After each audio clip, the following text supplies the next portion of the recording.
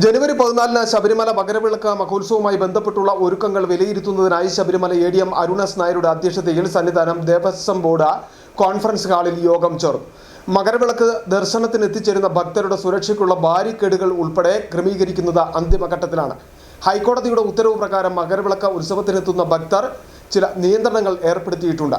സുരക്ഷാ ക്രമീകരണത്തിന്റെ ഭാഗമായും കോടതി വിധിയുടെ പശ്ചാത്തലത്തിലും നിയന്ത്രണങ്ങൾ ഭക്തർ കൃത്യമായി പാലിക്കണമെന്ന് എ.ഡി.എം. പറഞ്ഞു. മകരവിളക്ക് മഹോത്സവത്തിന്റെ ഭാഗമായുള്ള വിവിധ വകുപ്പുകളുടെ ഒരുക്കങ്ങൾ വിലയിരുത്തിയ ശേഷം മാധ്യമങ്ങളോട് സംസാരിക്കുകയായിരുന്നു എ.ഡി.എം. മകരവിളക്ക് ഉത്സവവുമായി ബന്ധപ്പെട്ട് സന്നിധാനത്തേക്ക് എത്തുന്ന എല്ലാ ഭക്തരെയും സുരക്ഷിതമായിട്ടുള്ള ദർശനം ഉറപ്പുവരുത്തുന്നതിനും സുരക്ഷിതമായി അവരെ ശബരിമലയിൽ നിന്നും തിരികെ അവരുടെ വാസസ്ഥലങ്ങളിലേക്ക് മടക്കി അയക്കുന്നതിനും വേണ്ടിയിട്ടുള്ള കൃത്യമായിട്ടുള്ള നടപടികളാണ് എല്ലാ വകുപ്പുകളുടെ ഭാഗത്തു നിന്നും സ്വീകരിച്ചിട്ടുള്ളത്.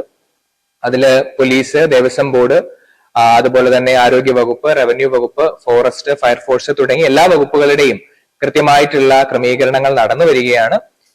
സുരക്ഷിതത്വത്തിന് വേണ്ടിയിട്ടുള്ള ബാരിക്കേഡുകൾ ഉൾപ്പെടെയുള്ള കാര്യങ്ങളുടെ നിർമ്മാണ പ്രവർത്തനങ്ങളും അതുപോലെ തന്നെ അവയുടെ ക്രമീകരണങ്ങളും എല്ലാം അതിന്റെ അന്ത്യഘട്ടത്തിലുമാണ്.